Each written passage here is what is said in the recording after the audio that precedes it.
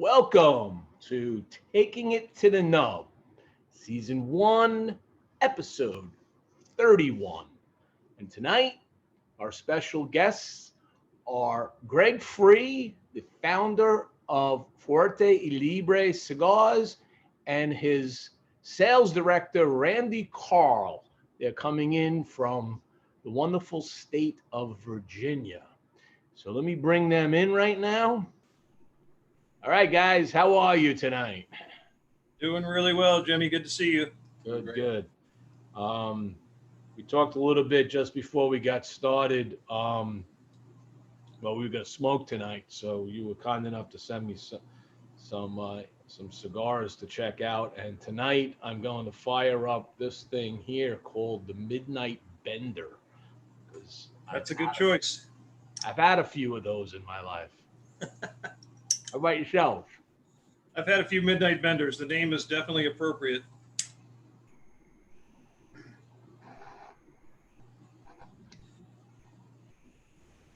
I'm lighting mine as well. What are you smoking? The same thing? I'm going to smoke the midnight bender as well, and I think Randy's got one too. Jimmy, I've already got one lit up. All right. You're 2 clicks of a lighter away from me. So, let's get into this. I connected with you through one of my sponsors, Frontline Cigars. We do a Zoom a few times a week, and you're friends of some of the folks on there, and we kind of hit it off, having a nice conversation. I wanted to introduce you to my fan base because this is a relatively new cigar brand that is entered into the market in a world of FDA regulations that now have been reeled back a little bit to give you some room to breathe. But talk to us about Fuerte y Libre, how it came about. I think your website says something about over a drink and a cigar. Yeah, kind of like tonight. Yeah. So we hatched the idea of a brand in 2013. And the short story is we didn't get cigars in the country until 2019. And much of that had to do with the federal regulations and the requirements for tobacco importers in the U.S., which were evolving rapidly in that time period. So we went through this period of 5 years, always thinking we were getting ahead of it and never quite getting there until we had cigars ready that were in boxes and banded, and all of the hard work had been done, but we couldn't get them in the country. There was always one more hoop that we had to cross through. Ultimately, got them in the country in 2019, May of 2019. The first line was Bodacious. We came out with the second line in November of last year, and that was the Bushwhacker. I think you've got some of those there as well. And then this cigar, the Midnight Bender, was supposed to be in the country in June, but COVID hit. Our factory actually shut down for almost 2 months. They shut down the airport there for a month, so nothing could get out. The box company where our boxes are made was shut down, the printing press, everything. So it slowed us all down, and these were just released 3 weeks ago. And they're by far my favorite line. But, going back to that process in the beginning and kind of how we got into it, I've been smoking cigars for 30 years. I've always had a passion for cigars. It didn't start as a passion. It started as a way to keep mosquitoes out of my yard. And it evolved into just a love of the leaf, a pure love of the experience in trying new cigars, working my way through my own palate from a mild start to a very full strength end. And now I've actually started to pare myself back a little bit, getting more into the nuance of the cigar instead of just all meat, actually tasting everything else that's on the plate.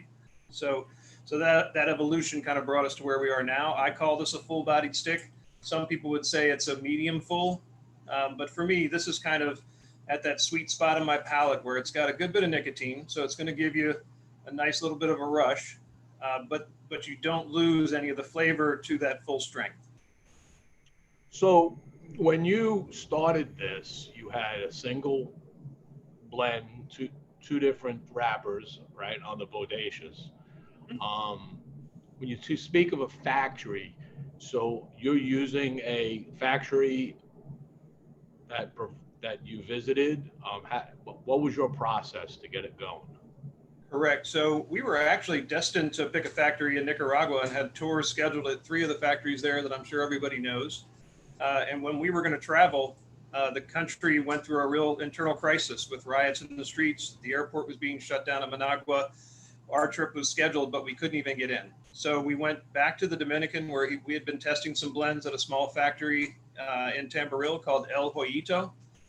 It's a factory that no one's ever heard of because we are their first American brand. They've been in the same family for 2 generations. It's the second generation running the factory, rolling the cigars. Everything is the second generation. So it's really interesting to see some of the older people come back to visit, but it's really the new young people that are running the place. We picked them because they were small. We wanted to have an influence over the process. And we also wanted to know every single person that was going to be involved in our cigars. So did you accomplish that? We did. It's interesting, a lot of factories that we visit down there, and we visit new factories. We go down twice a year. And when we visit factories, everyone's really surprised that we're there, that we want to actually go to the factories and meet the people, actually talk to people. But my background, my upbringing was on a farm, and you didn't do business with anybody who you didn't shake their hand and look them in the eye. So we went to the Dominican Republic with the goal of meeting everybody in the process. So we visit the farms in January. We visit the warehouses and the factories in October. This year got a little messed up in October. But we want the people that are touching our product, especially the rollers, to know who we are, to know that when they're rolling the cigars for Fuerte y Libre, we're rolling them for Gregg, and we know him, and he's nice to us, and he's a real person. He's not just some big, multi-million-dollar conglomerate, and I think that that's paid off for us. It's paid off in really quality products, consistent products, and just great flavor profiles. So to come into market in 2019, this is 2020, you have 5 blends? So we have 3 lines, 5 blends. So you've got the Bodacious line, which has an Ecuadorian Habano and an Ecuadorian Maduro wrapper. Right. The core of that line, and that's our first cigar that came out. The core is a single Dominican Ligero, Dominican filler, Dominican binder. The wrappers are Ecuadorian seed, Dominican grown. The one being an Ecuadorian Habano, the other one an Ecuadorian Maduro. And to get to that was our very first blend. And to be honest, there you go. That was our very first blend. And there you go. That's the Habano. So to be honest, we had 12 people testing our cigars. We brought back a lot of cigars from the DR. We had 12 different sets of blends for that first line. But I haven't been blending for decades like the blender in the factory was. I knew what I wanted, but I wasn't really integrated into the process of picking the actual leaves, the actual percentages of leaves. I was learning. So that first Bodacious line, it wasn't my blend. I didn't own it. But I learned a lot in the process. And when we came out with that line, out of the 12 people, 11 people loved that Bodacious Habano as the first cigar for us to come out with. I happened to be the 12th person. It wasn't my favorite. But it wasn't my favorite because I prefer stronger cigars. Now I find myself going back to that Bodacious Habano and really enjoying it, in the right environment, like that first cigar of the day for me. Maybe a cigar with coffee with that nice Ecuadorian Habano wrapper. But that first cigar was really, I knew what I wanted, but I didn't know how to get there. And the factory was really important to get that done. And then you came out with the Bushwhacker. Yes. So again, two wrapper styles. Looks like a. So that's a Mexican. Yeah, what's a Mexican San Andres wrapper on the darker one there, and the other one is an Ecuadorian Habano wrapper. Okay. The difference between the Bodacious and the Bushwhacker Ecuadorian Habano blend is really just the different tobaccos we chose off of the pylons. The tobacco had a little more age in the Bushwhacker, kind of smoothed out some of those edges, which a lot of people prefer in the Bodacious. Made it a little bit less wavy in its flavor profile and kind of more consistent across the blend. And then we introduced the Mexican San Andres wrapper, really for me, because I wanted something with a little more umph to it, a little more earth and leather and wood and that essence of the dirt in the field as opposed to the grass growing on the field. And so we came out with the Mexican San Andres wrapper on that one. And then the Midnight Bender, which is what we're smoking now. So this is my first blend that I created 100%. So there's your hands on this. I went into the warehouse. I picked the tobacco off the pylons. We picked a nice aged Dominican filler that was 18 to 24 months aged on the pylons.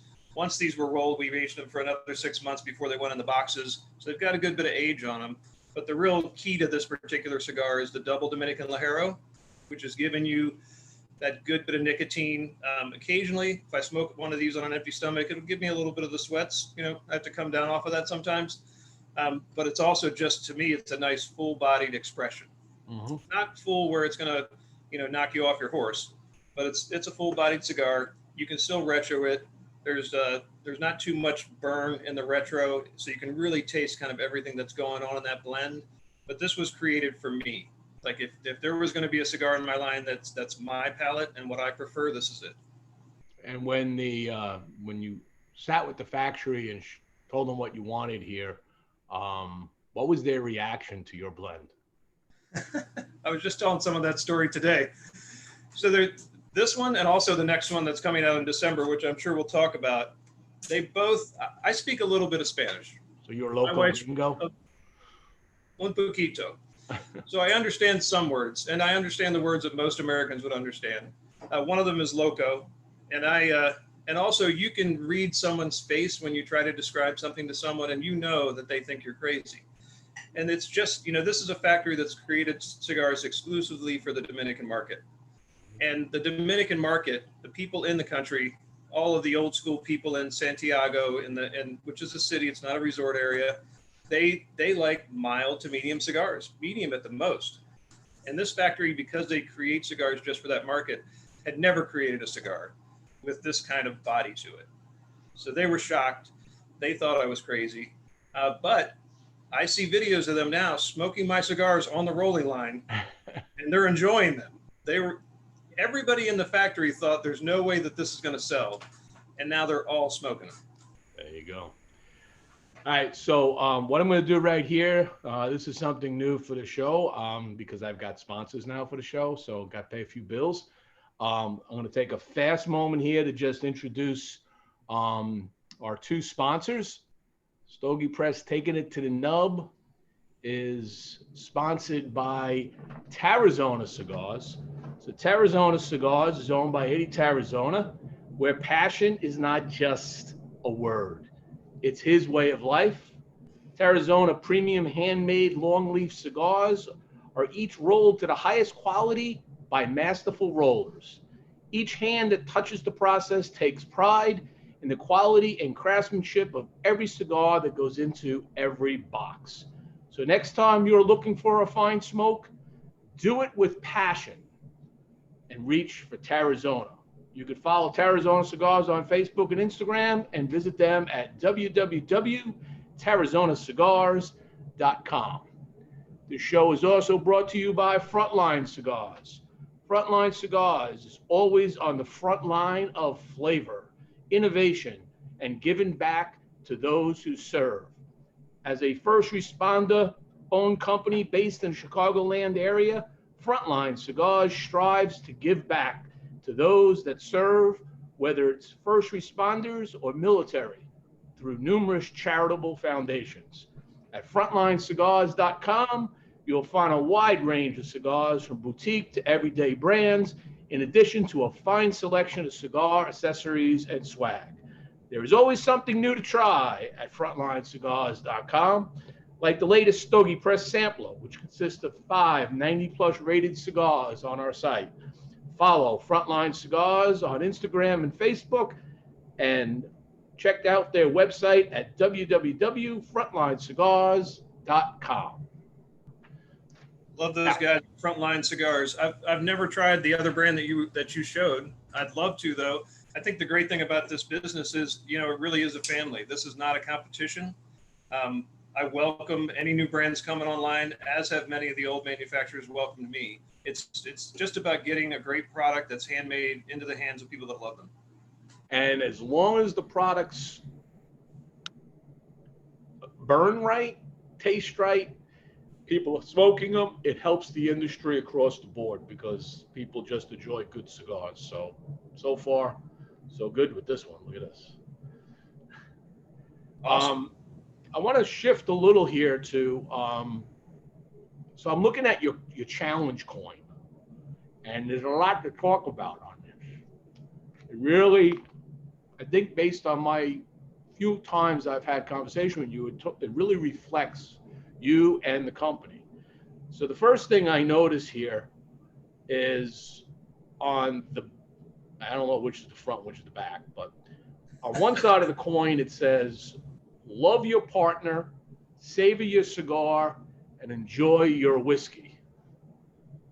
So, whiskey, cigar.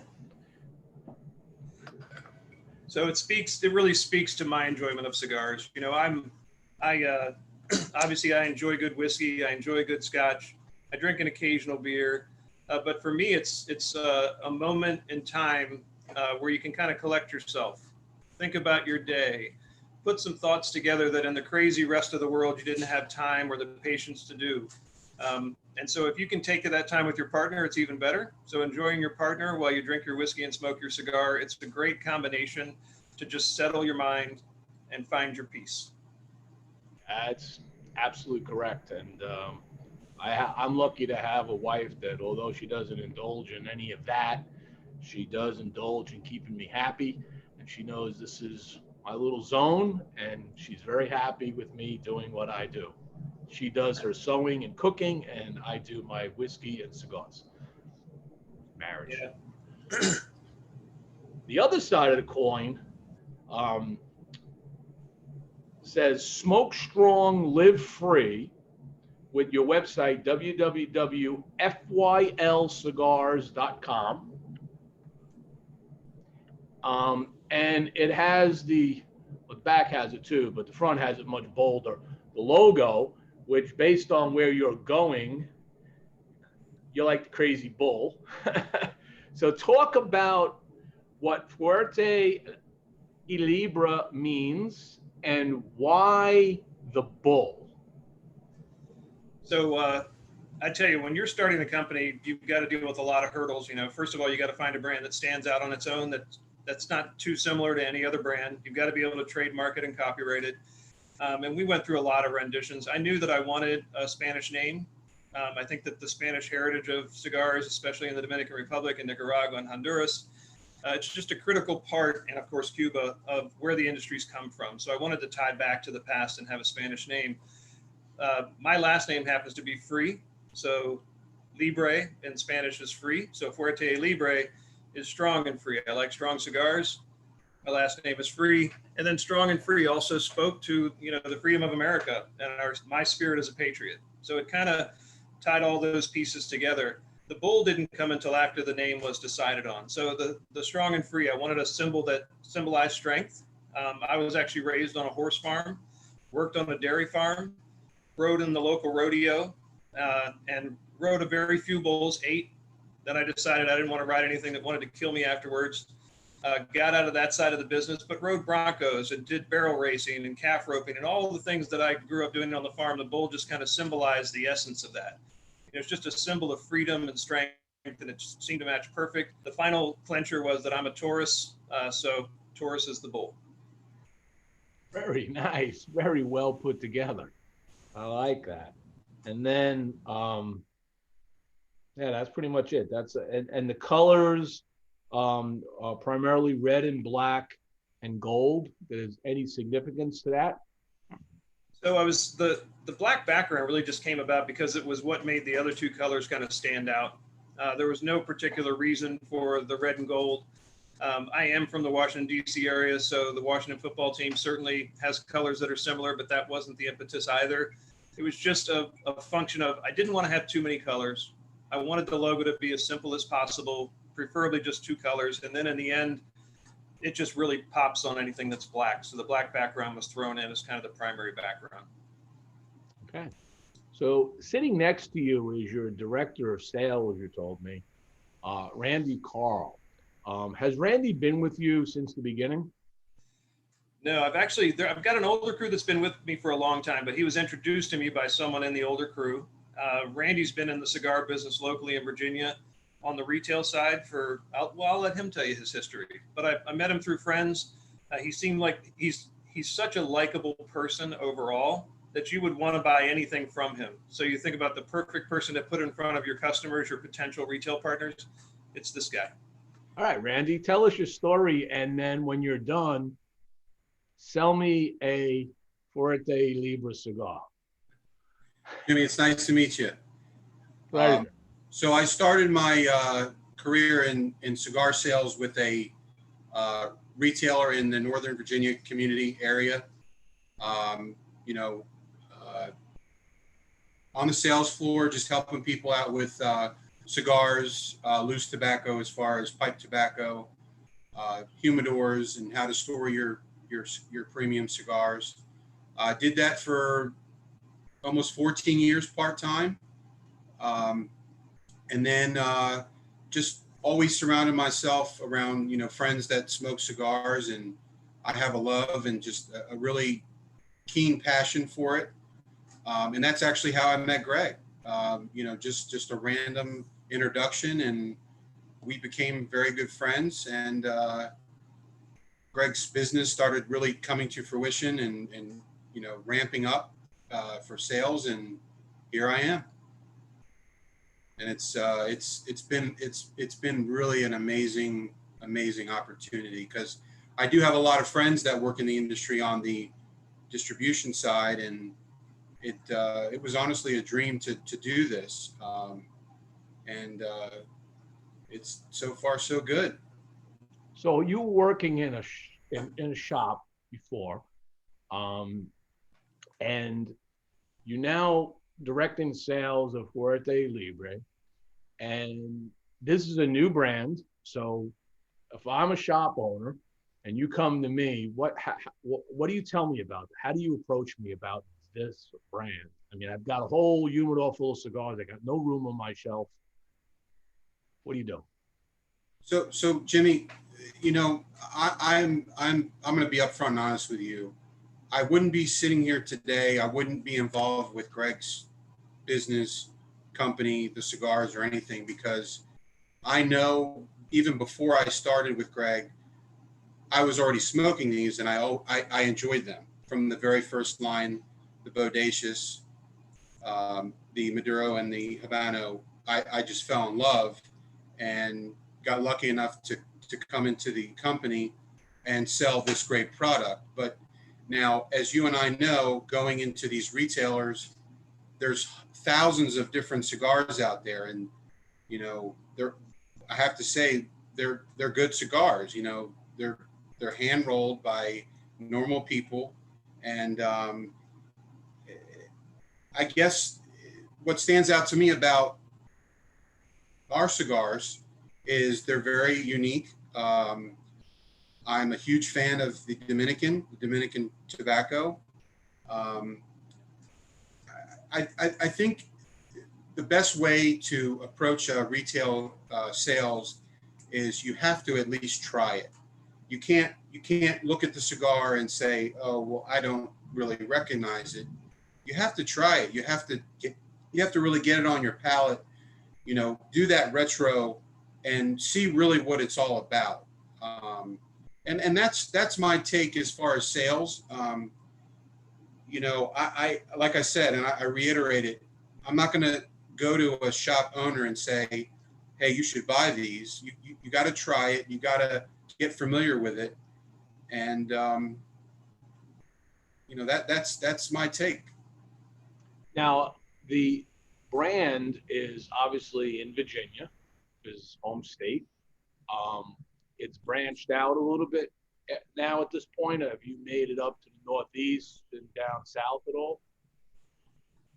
So we haven't headed south yet. COVID really put kind of a hitch in our get along, as we would say on the farm. We weren't able to really go anywhere for 6 or 7 months. We finally started getting back out into shops again. One of the shops we were in was actually in Montana, and they closed because of COVID.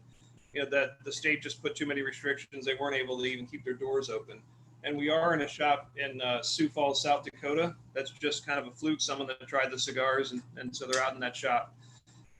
Our plan is obviously we want to go to Texas. We'd like to go where there's some bulls, get our logo down there, and we certainly want to go south. But it's going to be now that once COVID is out of our system, you know, we've got a vaccine or we've got herd immunity, whatever it takes, and we can get back on the road. You know, we went to a shop last weekend. Randy wasn't with me.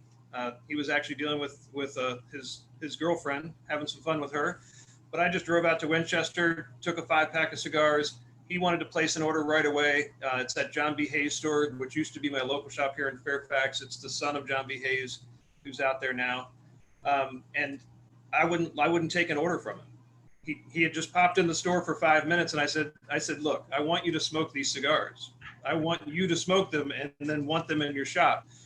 So I told him I'd call him on Tuesday, and I did. And that's our philosophy. So one of the philosophies is let people try the cigar, get the cigars in people's hands. And the other philosophy is I want to meet the customers.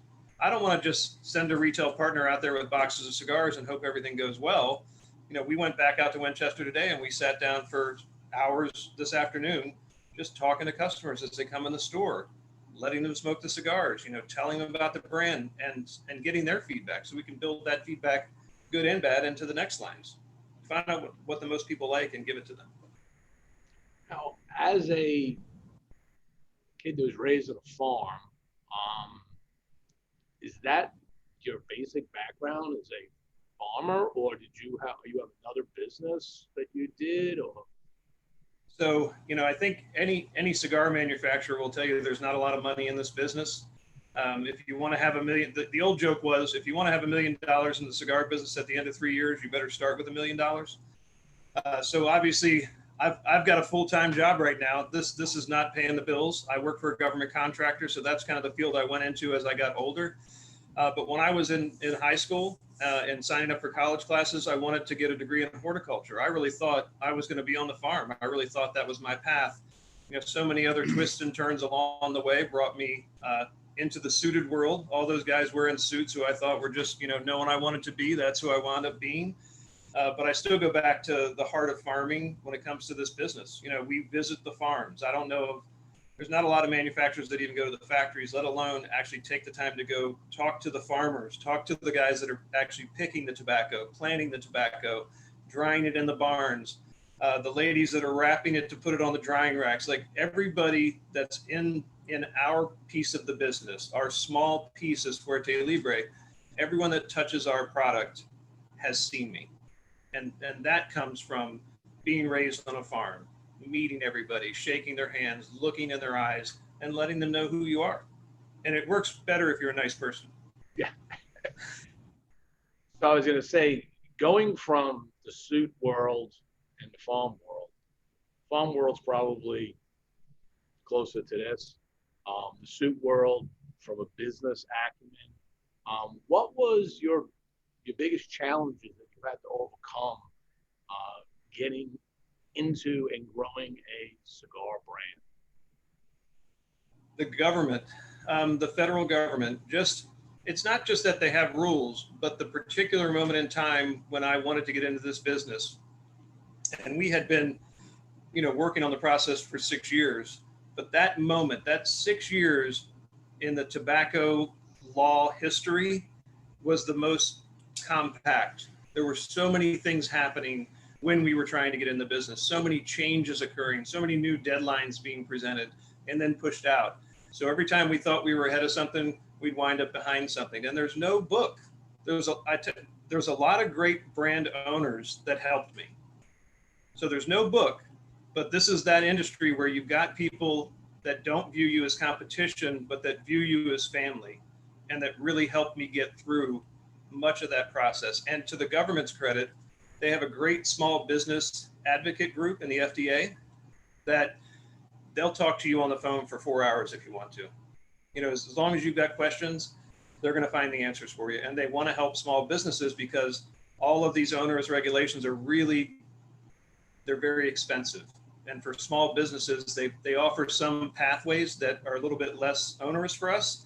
But if you don't talk to the small business advocate, you never find that out. So that was the difficult part, just the legal part. So who would you say are some of your mentors in the cigar world that helped you along the way? So Omar DeFrias of Fratello, he helped me a lot. In the very beginning, he would answer any question I threw at him, and he was, free with information, honest advice. Another one was Sam Leccia of Leccia Tobacco. Previously, he did the nub. Kind of, your show's kind of named after that, I guess. But I knew Sam back in the day when he was just a young kid rolling cigars in his garage, and then saw his transition into, working for Oliva, coming out with the nub, ultimately going away from that and doing the Leccia white and black. But he was another, really a small businessman once he pulled away from it and kind of went back to his own thing. So he helped me out a lot with just the basic questions of the business. So those two, probably my biggest mentors. I've met some other guys in the industry since the company has started that have, really helped us build our foundation.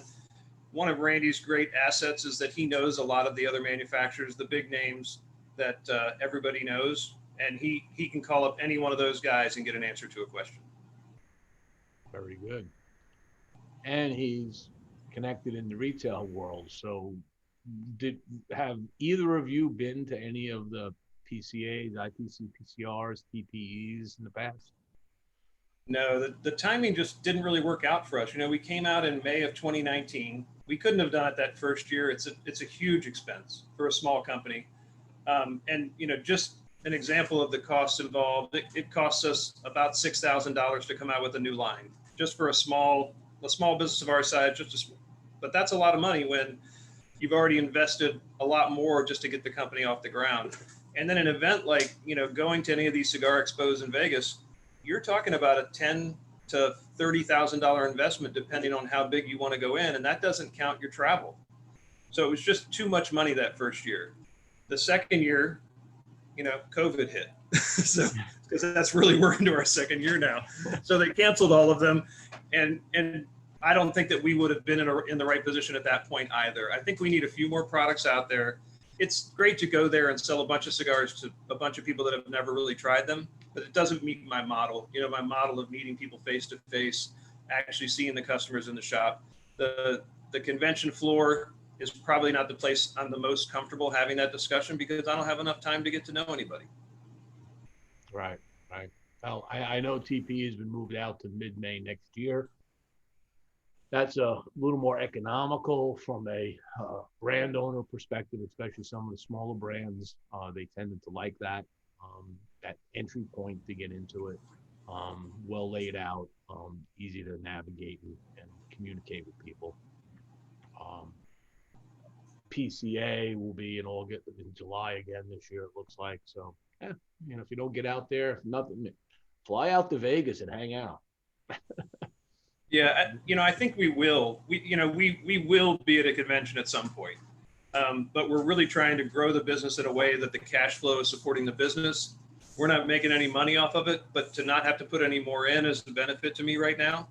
So letting it grow organically, getting our retail presence up to around 100 stores, I think will get us to that place where we can have the money then to invest in these other larger projects. And once you've got your volume to a point where you can do a show and really provide the product efficiently, that's when we'll go. Now, do you have another partner in the business? No. Well, my wife is my partner. Wife, okay. Officially, she's on the corporation, but she hasn't done any specific roles other than she keeps me pointed in the right direction. She's really good with social media presence. She's very talented when it comes to just visually seeing how things should be. She's got a great business mind, and I think ultimately could really run the business side of the business, the back end, everything that needs to be done more efficiently than I ever could. But we're both working full-time jobs with kids in college and, trying to make that work too.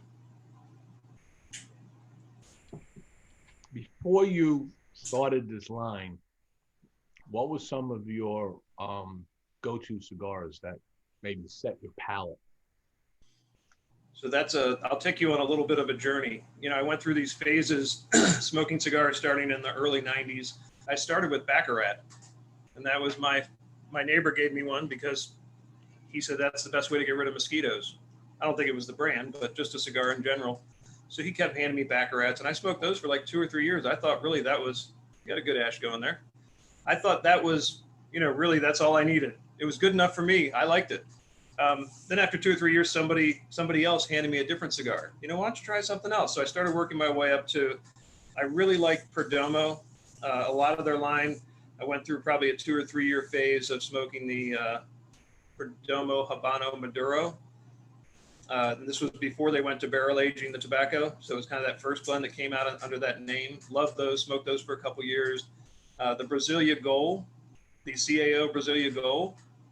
I liked a big fat stick, and that was just a nice expression for me. It was, a little bit less than full bodied, probably in that zone, but just really enjoyed it. And then, higher end cigars. I loved VSGs when they came out. So the Ashton VSG, big fan. The Padron Aniversarios, bigger fan of the 64 than the 26, but just a great consistent stick. That kind of meets my profile. And then some of the midline cigars that I still smoke today, in that either boutique-ish or maybe bigger than boutique. I like La Aroma de Cubas. I like the Matt Booth products. I'm a fan of Caldwell. Some of their lines on the more medium or medium plus side. I think that covers most of it. But there's very few cigars that I don't like. I have a broad palate. I enjoy smoking different cigars. I'm my own worst customer. I would want a customer who finds my cigar, like smokes that Midnight Bender, and that's all they smoke for the rest of their life. But I'm just not that guy, so I can't expect that of anybody else. So I like trying different cigars. The great thing is that today it's a tax write-off for me to try different cigars. 3 years ago, it wasn't. So I can buy all I want and try them all day long. And I'm testing, I'm checking out the competition.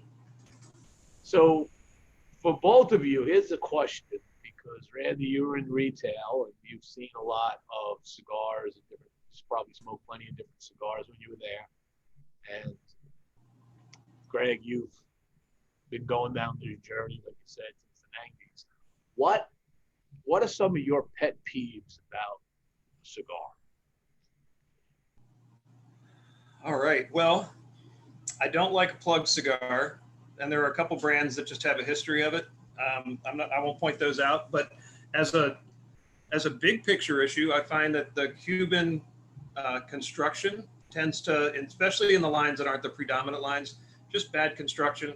I can't stand a cigar that either has a plug or it's got a really bad burn to it, or it's the ash doesn't hold up very well. I don't like a cigar that's got a bitter edge to it, just too much bitterness. Sometimes that plays well with other flavors, but sometimes it's just too much of it.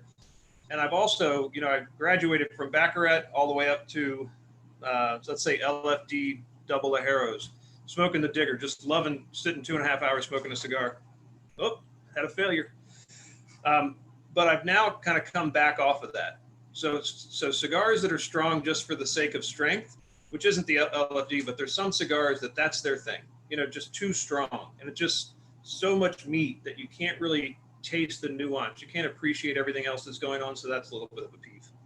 Now that Randy loves everything. No, and that's true. What Gregg just said, I love everything about cigars, but I guess, Jimmie, the one thing that smoking cigars for about 20 plus years, I'm a huge fan of when a cigar has the cello, because I think 9 times out of 10, if I buy a box that doesn't have all cigars that are celloed, they tend to get a little damaged. I mean, I'm it's a handmade product, so it's not the worst thing in the world. I think honestly, the biggest thing I do not like is I don't like seeing these, there's all different types of Vitolas now, but some of these Vitolas are just far out. I've seen a football, I've seen, I don't even know what you'd call them. But I'm traditional, Bellicoso, Toro, Robusto kind of guy, but that's really about it. I would say that my biggest pet peeve on a cigar, other than a plug cigar, is I never want to put the light of the cigar after I light it up. I never want to put heat to the to that. That cigar should never go out as I'm smoking it. Nothing drives me crazy than having to put the flame back to the leaf, because it just affects everything after that. Because you're burning charcoal on top of charcoal. So that's kind of my biggest pet peeve. With those things in mind, what do you do in your factory? What does your factory do to ensure that you're getting the quality that you want? So that's the perfect question for me, because we're dealing with a factory that has been in, it's in the second generation now. They've been making Dominican cigars exclusively for the Dominican market. They weren't prepared for the level of quality control that the U.S. market requires. And some of our first concerns were related to burnability. The flavor was there, but we weren't getting the burnability that we had hoped for.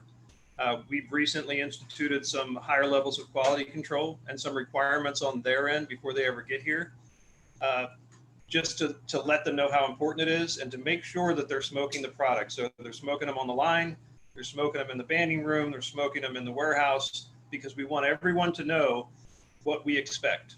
And what we expect is that 90% of our cigars, which may not be the highest bar, but it's a handmade product, but 90% of our cigars, we want them to do what you want, which is we want them to burn without a relight, preferably burn without even a touch-up, and have a nice ash that stands up, doesn't flake away, good presentation. But that's been our biggest struggle, and it's important. People want your cigar to burn well.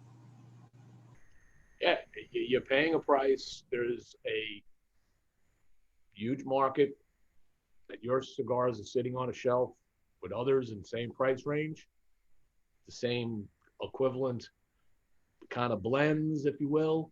And I have a choice as a consumer. And it's when you smoke that cigar and it's giving you pleasure, both in flavor, aroma, and burn, you tend to want to stick with that. You say, hey, that's a good cigar. I'm going to roll the dice and go to another one and spend my $8, $9, $10 on something else and then be disappointed, or do I want to stick with what I have? So having that quality consistency from cigar to cigar, like one of the greatest things that I give credit to, like Fuente for generations. I mean, just go back 30 years. You could pick up a short story and Don Carlos, and those taste the same, have the same aromas. They burn consistently. It's consistent. It's always there. That's why people like them. All right, they know what they're getting, and they expect the same every time with those cigars. Yeah, we found, to cut in a little bit, the Mexican San Andres wrapper, which I'm a big fan of, is notoriously difficult to burn. Most people are going with a Matafina binder because it burns really well. We've chosen to go with a Dominican binder, and we found some Dominican binders over trial and error that burn very well under the Mexican San Andres wrapper. But that's been a struggle. I think in the Midnight Bender we've got it, but it's not being willing to go to a different binder because we want the flavor of Dominican in the cigar. So we wanted to have a Dominican binder, and it's a struggle specifically with that wrapper. And that's an interesting point you bring up. So you brought up flavor of Dominican. So how would you describe the difference between a Dominican cigar, a Honduran cigar, and a Nicaraguan cigar? And you can throw Cuba in there too, but kind of know that's floral. But the other three, how would you describe the differences between them as far as basically core flavors? It used to be a lot easier, Jimmy. When Dominican cigars were Dominican cigars and Nicaraguan were Nicaraguan and Cubans were Cuban. But now we're bringing so much product in from other countries. The Dominican Republic does a really good job at protecting their local industry by putting high tariffs on the import of tobacco. So there's not as much variety in the Dominican Republic. But in Nicaragua, you can get tobacco from anywhere in the world without paying a huge tariff. So you have a lot more variety, but that also means you're taking away from the spirit of what used to be a Nicaraguan cigar. And I view the difference between a traditional Nicaraguan and a traditional Dominican is really the transition from what's growing in the field to more of what's in the ground. So in Nicaragua, you've got more of that earthiness to it. And whereas in the Dominican and very common in Cuban as well, it's more of a field and floral version of tobacco. So it's more of the plant flavor as opposed to the ground flavor, the earthiness. And we really, all of the Dominican tobacco that we're using is that Piloto Cubano, which is the original Cuban seed that went over to the Dominican. Same seed, same latitude, slightly different soil. The environment in the Cibao Valley is a little bit different than where they're growing in Cuba as well. So you get a nuance that's slightly different, but you still have that essence of what's growing in the field. And that's kind of how I would, and Honduras, very similar to Nicaragua, not as much variety going in there, although with Rocky, he's bringing in tobacco from everywhere. But it still speaks more to the earthiness when you get into Central America versus the field and what's growing in it when you're in the Dominican Republic and also in Cuba. That's from my experience. So having a little horticultural background, like you said, one of the discussions I've had with people in the past is when they clip the cigar and they see a stem in the cigar, or you look at the wrapper and the wrapper's kind of very veiny. And I explained to them that's not, as long as it burns good, that's actually flavor. So from a horticultural science explanation, you're either going to validate me or invalidate me on this one. Nutrients flow through the veins, right? So that's correct. Talk about that. So what's happening, there's two directions of flavor. You've got the direction that's coming from the sun and the photosynthesis that's coming from outside the plant, and then the nutrients being drawn up from the soil.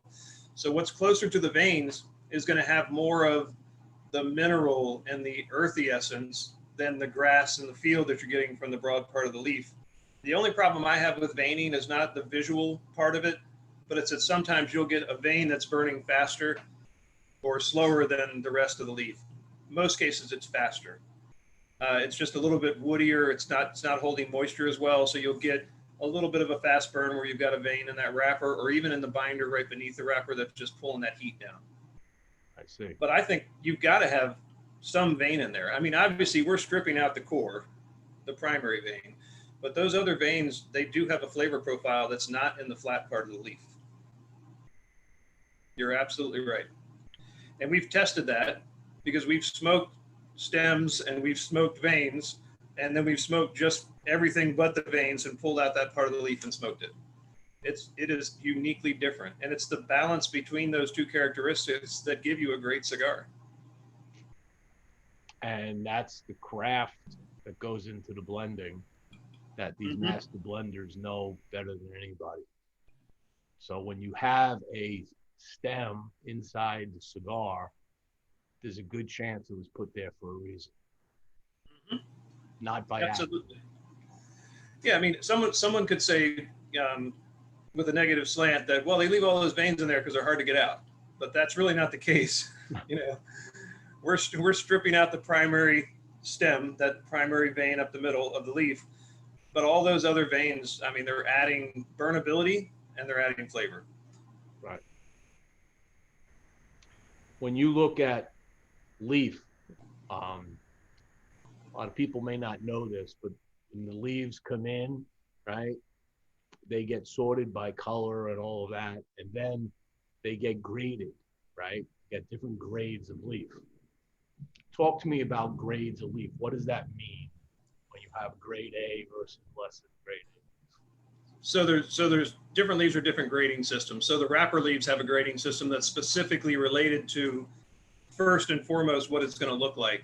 I mean, you're going to have, within a quality grade A leaf, you're going to have great flavor, but is it going to be a wrapper leaf that you can put around a cigar that has no blemishes, doesn't have any thin spots, doesn't have any veins that are too thick, so it's going to be a beautiful product. So you're grading those wrapper leaves on the beauty. The rest of them are being graded, you don't want anything that's got any major issues, visible issues, cracking or possibly a moldy spot or a dark spot, things that are going to inherently change the flavor even though it's inside the cigar and you won't see it. And then you're grading for color, especially in the wrapper categories as well. Right. one. And then finally, I'm grading by taste. We're going into the warehouse and we're walking down the pylons that have been aging for, a month's different for each pylon. And we're tasting the tobacco that's all graded the same that we're going to use for filler or Lajero.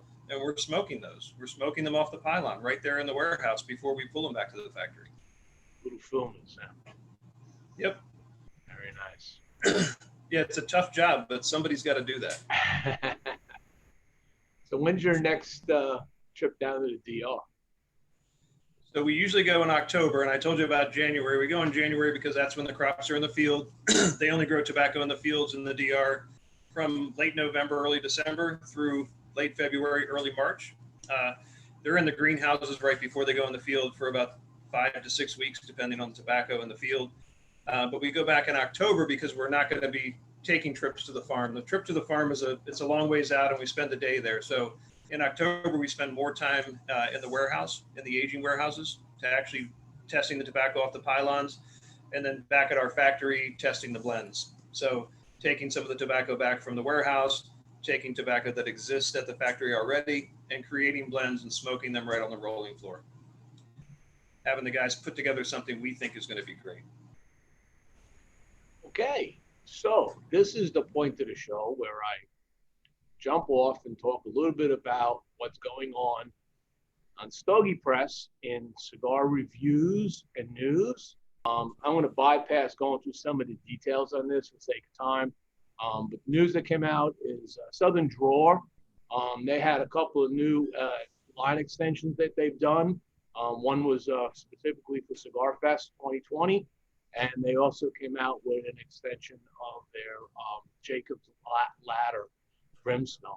They came out with a 9x48 in their Brimstone, which I actually smoked one the other day, and I have to say that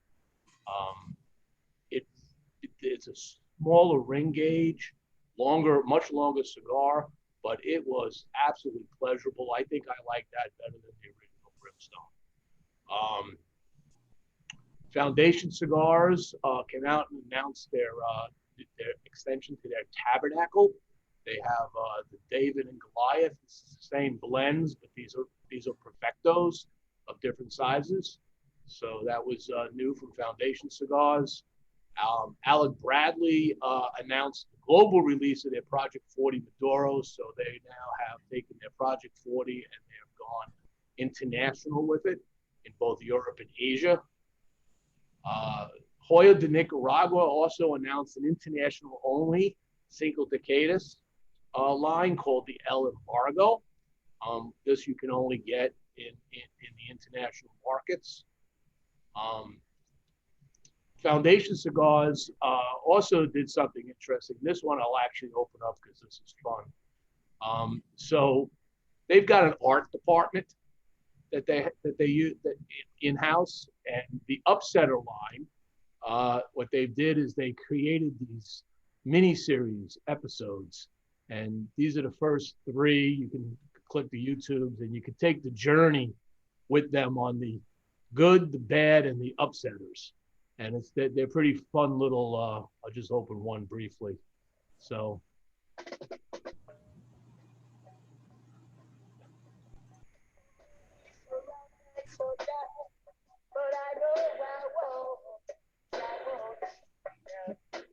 So the whole story is about somebody that's, they're trying to protect their cigars and all their tobacco, and it's an interesting little mini series. I got to give them credit for what they did there.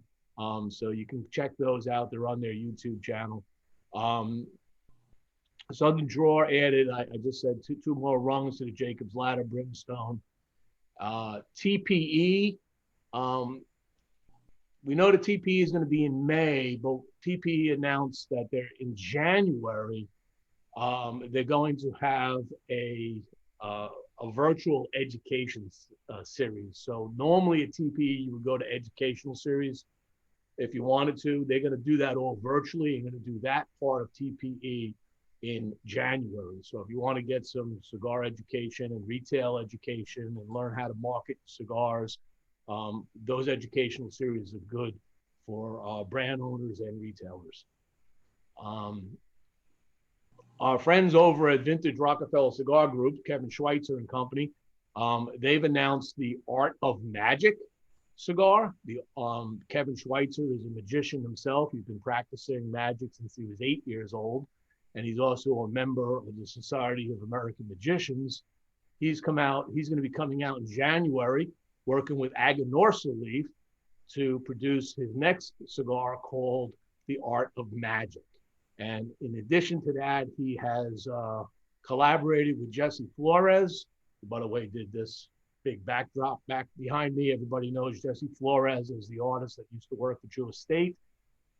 He does a lot of his own art now, and he did all the artwork, and 5% of these sales will go towards his Fuck Cancer charity that will provide funds for his daughter, his daughter who is really seriously ill with cancer problems, and other Nicaraguan children that have cancer. So that's a nice collaboration going on in how the cigar community actually works together to help people. True Estate announced, so they're doing a virtual barn smoker event in November. So they had to cancel all their barn smokers this year because of COVID. They scheduled this the virtual barn smoker event on November 14th. But what they announced this week is that they're going to be donating, they're going to add an additional $50,000 donation to Operation Cigars for Warriors directly from the company. Usually the barn smokers raise a lot of that money through the purchasing of tickets and buying of raffle tickets and such. But they're also going to be tossing in 50 grand themselves to support that. So kudos to True Estate, how they support our warriors.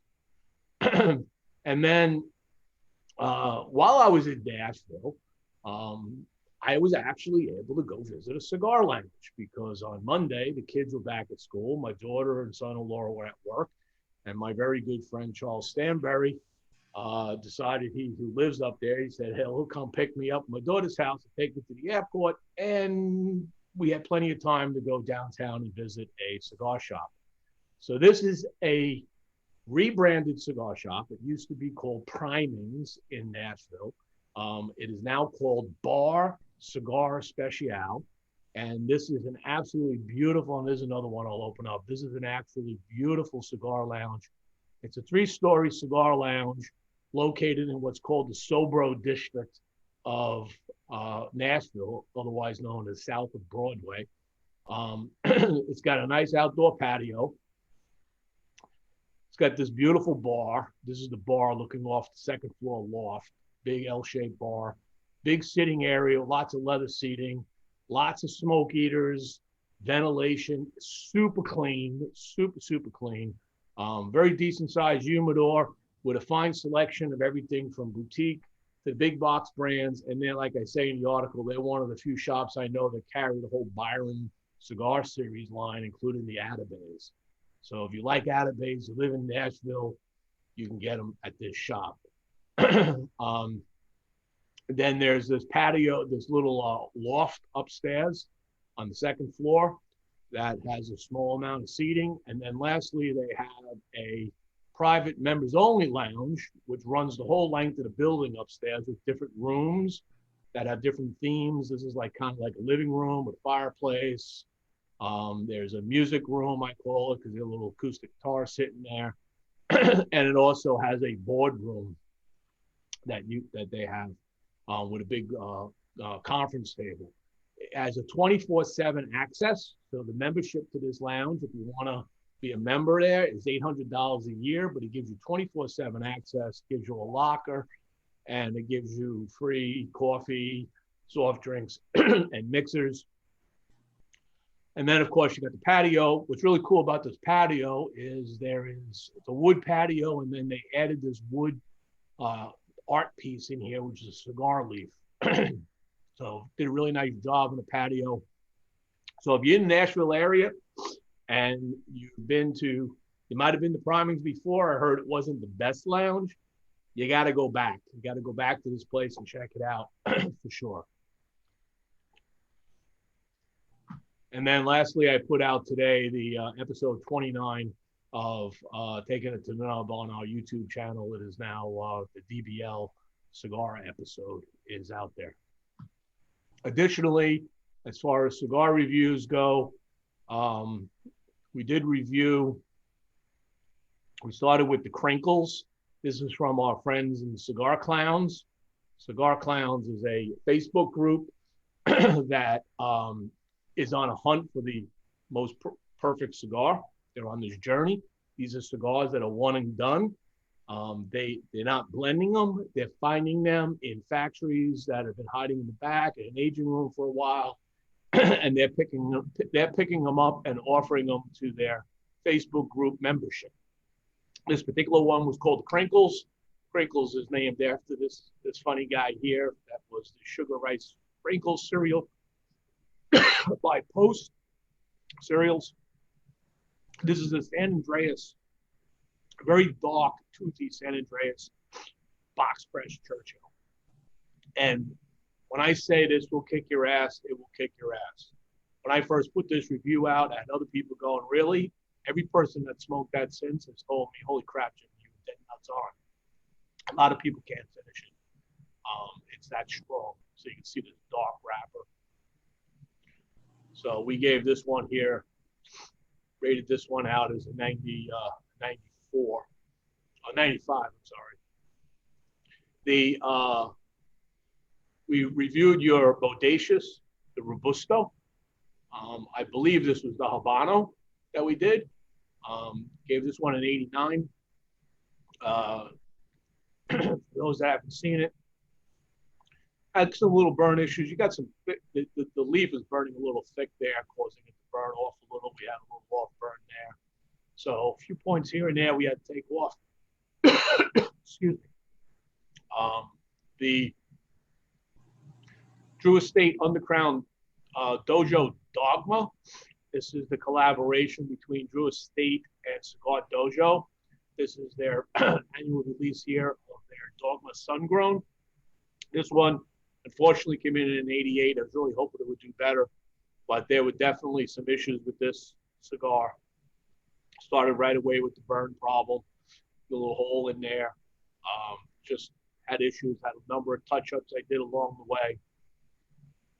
And it just wasn't it wasn't even complex. It was just kind of very one-dimensional. It was not something that really piqued my palate. So that one came in at an 88. This one here was CLE, Christian Arroyo. This is his natural Lancero. This is a cigar that's been on this blend has been on the market since like 2014, I believe. But I got these in a package I bought from a cigar shop up in Troy, Michigan, known as Ambassador Cigars and Spirits. And this is kind of like a unicorn for them. I called up Christian because I couldn't find any information on this particular Vitola. And he told me, he goes, no, we still make them, but a lot of people don't want to sell Lanceros. So unless they want it, they don't push it on them. Well, Ambassador did have them. They sent me some in package. And this is just a spectacular cigar. I mean, it just, for a Lancero, the burn, beautiful burn line. Had a little touch up right there, kept it going. Other than that, no problems at all. Had a slight off burn, mild wave. So very nice cigar. I really enjoyed this. Hard to find. So if you like Lanceros and you want to check that out, you can always contact Ambassador Cigars. I did review the Los Calaveras, the new Los Calaveras 2020 from Crown Heads. I'm going to tell you, some people called me out on this. They said it wasn't as good as I said it was. I had others that said it was spot on with the reviews. So a lot of mixed feedback I got on this review, but I thought the cigar was quite nice. It had a really nice burn. That right there did not need a touch up. It just kind of found itself to that. So no touch to the with the lighter after you lit it. Really nice burn cone. That actually corrected itself. So other than that, it had some little off burn and some wavy burns. But the flavor-wise, it was just a really complex cigar, is what I expected from Los Calaveras. on that line. And then lastly, we reviewed another new cigar. A lot of people may not be familiar with this line, which is the Don Chico, the Beretta cigar. This is the Don Chico Habano, and this is their Robusto. This cigar right here is a Nicaraguan cigar. And it's meant, they have their own factory down in Nicaragua. They've just, this Habano, just oily, beautiful look to it, beautifully applied triple cap, very nice presentation on it. Had a nice burn, a little bit of a pointy burn cone, which I always take a little point off of that because it should be a little more rounded as it goes around here. But it comes down, nice flavors, just that little issue. And this is one I would consider to be a box buy. And I smoked multiple samples of this, and it was consistent across all those samples. So those are the news, reviews, and lounge reviews on Stogie Press for the last 2 weeks. So there we go. All right, guys. Any closing comments? Anything want to talk about? Yeah, I do want to close out with just, I really appreciate the review of our cigar, but not just our cigar, but the total review you do on any cigar. The pictures that you include, the flavor profile notes, the burnability, just really solid reviews. Obviously, everybody wants, you know, an above 90 rating, but I think 89 was very fair for the Bodacious. It was our first line. We're continuing to correct those burnability issues. I think we'll easily be in the 92, 93 range on anything that you smoke. I'm looking forward to your rating on this Midnight Bender. I hope you took 1,000 pictures of that one because it's burning great. Well, show them in here. No, the burn on this has been spectacular. The flavors are, as much as you say it's got the strength. For me, strength. I'm a person that I have to be careful when I talk about strength because if I just go by what I feel, a medium could be very strong to somebody else. So I have to actually think about what I'm feeling with the strength of the cigar. And we had a joke the other week on one of the Zooms where I said, sometimes you got to talk about how many times you got to go to the bathroom. Okay, because the stronger the cigar, the more the bowels seem to want to move. So, but this one here is it's been very pleasurable. Lots of flavor in here. I was definitely getting some chocolate notes, some cream notes, some coffee, spice. Right now, it's getting into that spicy and sweetness mark right at this point. That's really kind of really enticing the palate to just keep that journey going. So yeah, this is a definite buy for sure. So awesome. Well, and the real point was I just really appreciate what you're doing for the industry. You know, doing the reviews, the quality reviews, taking the time, you know, not worrying about whether people are advertising or not, but just a really solid review of what you think of it. And it's critical that people hear your perspective combined with other people's perspectives to get a real profile of what's happening in the industry. So it's exciting to be a part of the show. I really appreciate it. So we got a couple of questions that popped in. Maybe people came in a little late. Jamil Jackson asked, what does Fuerte y Libre mean? Go ahead. So what was it named after? What does Fuerte y Libre mean? So Fuerte y Libre is strong and free. Strong and free. Oh, I knew what it meant. I figured I'll add to the discussion. Okay, so.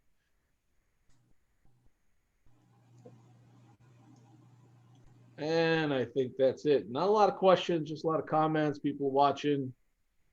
Very good. So I want to thank everybody for joining us for this hour of Taking It to Nub.